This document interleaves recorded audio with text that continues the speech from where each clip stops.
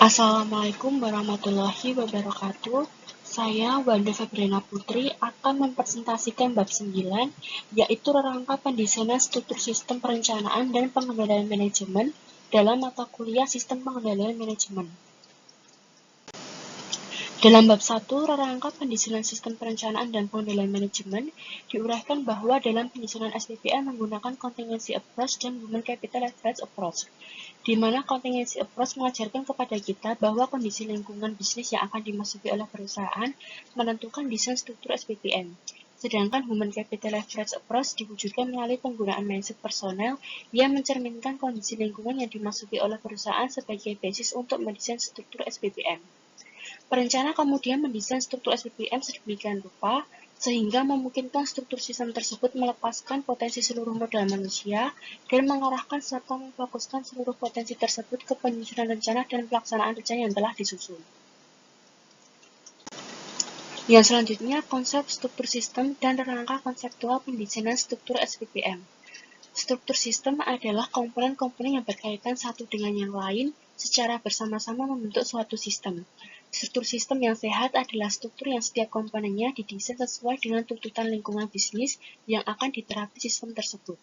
Struktur follow function, struktur organisasi yang dibangun berdasarkan fungsi yang dituntut oleh organisasi yang bersangkutan untuk menghadapi lingkungannya. Jika organisasi dibangun untuk memasuki lingkungan bisnis yang menuntut kecepatan pengambilan keputusan, yang di dalamnya customer memegang kendali bisnis dan yang mempekerjakan knowledge worker, struktur organisasi yang pas dengan fungsi organisasi tersebut adalah yang memiliki karakteristik responsif, fleksibel, terintegrasi, berkapabilitas untuk belajar, berkapasitas untuk berubah, dan inovatif. Selanjutnya, rangka konseptual pendesainan struktur SPPM. Dengan pendekatan kontingensi dan human capital leverage, pendesainan struktur SPPM dilandasi oleh mindset yang mencerminkan karakteristik lingkungan bisnis yang dimasuki oleh organisasi. Pada gambar di samping, menggambarkan rangka yang digunakan untuk mendesain struktur SPPM dengan dua pendekatan tersebut. Pada langkah awal ini dilandasi oleh contingency approach, yang dimulai dengan pengamatan terhadap pemacu perubahan dan dampak pemacu perubahan tersebut terhadap tren perubahan yang terjadi di lingkungan bisnis yang akan dimasuki oleh organisasi. Pada hasil pengamatan ini digunakan untuk menggambarkan karakteristik lingkungan bisnis. Langkah kedua yaitu merumuskan paradigma yang sesuai dengan karakteristik lingkungan bisnis. Kemudian disusun keyakinan dasar dan nilai dasar yang diperlukan untuk mewujudkan paradigma. Pada langkah ini menghasilkan mindset yaitu suatu sikap mental yang mencerminkan lingkungan bisnis yang akan dimasuki oleh organisasi. Mindset ini kemudian dikomunikasikan melalui personal behavior, yaitu perilaku manajemen secara individual yang dapat dilihat dan dipakai sebagai contoh oleh karyawan. Langkah ketiga yaitu mendesain struktur SPPM berdasarkan mindset yang telah dirumuskan pada langkah sebelumnya. Dengan pendekatan human capital leverage approach, struktur SPPM didesain untuk melepaskan seluruh potensi modal manusia organisasi, mengarahkan dan memfokuskan potensi tersebut ke pencapaian visi organisasi. Pendesainan struktur SPPM merupakan cara pengomunikasian mindset melalui operational behavior, yaitu suatu cara pengomunikasian paradigma, keyakinan dasar, dan nilai dasar organisasi melalui peraturan, sistem, dan prosedur serta keputusan resmi yang dibuat oleh organisasi.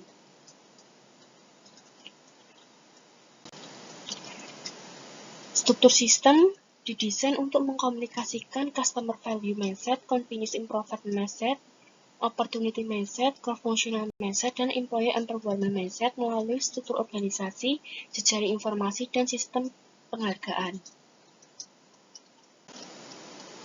Nah, pada gambar tersebut terlihat anak panah yang menghubungkan struktur dengan proses. Tanda tersebut menunjukkan bahwa desain struktur SPPM berdampak besar terhadap desain proses SPPM. Di samping itu, tanda tersebut juga menyiratkan bahwa desain struktur SPPM harus sejalan dengan desain proses SPPM. Yang selanjutnya yaitu ada komponen struktur SPPM. Di dalam bab 1 telah dijelaskan bahwa SPPM merupakan suatu sistem yang digunakan untuk merencanakan berbagai kegiatan perwujudan visi organisasi melalui misi pilihan, untuk mengimplementasikan rencana dan memantau pelaksanaan rencana kegiatan tersebut. Struktur SPPM berupa komponen-komponen yang terkait satu dengan lainnya yang secara bersama-sama digunakan untuk mewujudkan tujuan sistem. Tujuan SPPM adalah untuk mewujudkan visi organisasi sebagai institusi pencipta kekayaan. Nah, komponen yang pertama yaitu struktur organisasi. Struktur organisasi menggambarkan pengorganisasian modal manusia untuk memanfaatkan sumber daya organisasi dalam mewujudkan tujuan organisasi. Untuk memasuki lingkungan bisnis yang memiliki karakteristik customer memegang kendali bisnis, persaingan tajam dan perubahan bersifat konstan, pesat, radikal, serentak, dan pervasif, diperlukan paradigma baru terhadap manusia. Manusia dipandang sebagai modal utama sehingga disebut sebagai modal manusia, bukan sumber daya manusia. Modal manusia dipandang sebagai manusia, bukan sebagai faktor produksi yang sama kedudukannya dengan bahan, mesin, dan equipment gedung dan tanah. Sebagai manusia, modal manusia memiliki potensi yang siap untuk dilepaskan dan dikerahkan serta difokuskan untuk mewujudkan tujuan organisasi.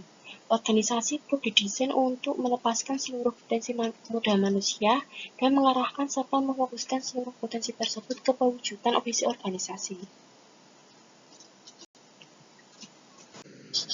Pendekatan human capital leverage menggantikan financial asset leverage di dalam menjadikan organisasi sebagai institusi pencipta kekayaan.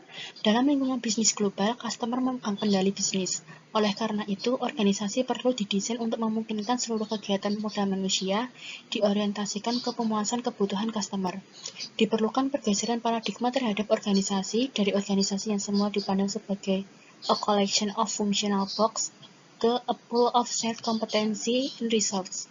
Dengan terjadinya perubahan paradigma ini, terjadilah perubahan pembagian kekuasaan dalam organisasi masa kini. Di dalam manajemen tradisional, kekuasaan terpusat di tangan manajemen puncak dan manajer fungsional.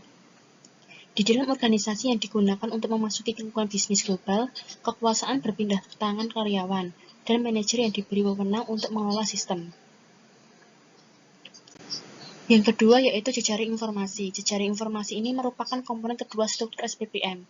Untuk merencanakan, mengimplementasikan, dan memantau pelaksanaan rencana, diperlukan wadah untuk menampung kegiatan tersebut, dan diperlukan pula jejaring informasi untuk komunikasi antar personel organisasi dan antara perusahaan dengan customer, pemasok, dan mitra bisnis. Di masa lalu, informasi diolah secara manual dan hanya dapat diakses oleh manajemen puncak melalui laporan yang dibuat oleh fungsi akuntansi. Dengan demikian, jejaring informasi hanya diorientasikan untuk menyediakan informasi bagi manajemen puncak untuk memungkinkan mereka menjalankan bisnis perusahaan. Dalam keadaan seperti itu, hanya manajemen puncak yang menguasai informasi dan memiliki kemampuan untuk melakukan pengambilan keputusan. Oleh karena itu, mode pengelolaan yang digunakan pada waktu informasi diolah secara manual adalah command and control mode. Dalam mode ini, manajemen puncak membuat perintah, manajemen menengah, dan manajemen bawah menjadi pengantar perintah, dan karyawan melaksanakan perintah.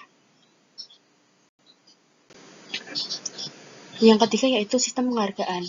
Sistem penghargaan merupakan komponen ketiga struktur SPPM. Untuk merencanakan, mengimplementasikan, dan memantau pelaksanaan rencana, diperlukan wadah untuk menampung kegiatan tersebut dan diperlukan pula alat untuk memotivasi personel dalam mencapai tujuan organisasi dengan perilaku yang diharapkan oleh organisasi. Sistem penghargaan digunakan untuk memotivasi personel dalam mencapai tujuan organisasi dengan perilaku yang diharapkan oleh organisasi. Untuk mendesain sistem penghargaan yang memotivasi personel dalam mewujudkan tujuan-tujuan strategik perusahaan, diperlukan model proses pemberian penghargaan berbasis kinerja. Dengan model ini, sistem penghargaan yang didesain dapat memotivasi seluruh personel untuk mewujudkan nilai sukses variabel bisnis perusahaan. Lalu, bagaimana jika desain struktur SPPM tidak pas dengan karakteristik lingkungan bisnis yang dimasuki oleh organisasi? Problem yang seringkali timbul dalam pengimplementasian SPPM dapat diidentifikasi pada kelemahan struktur atau kelemahan proses, atau bahkan keduanya. Apabila SPPM tidak dapat mewujudkan tujuan sistem, kemungkinan karena strukturnya yang tidak tepat dengan lingkungan yang dihadapi oleh perusahaan. Dapat juga terjadi tujuan SPPM tidak tercapai karena proses SPPM-nya lemah.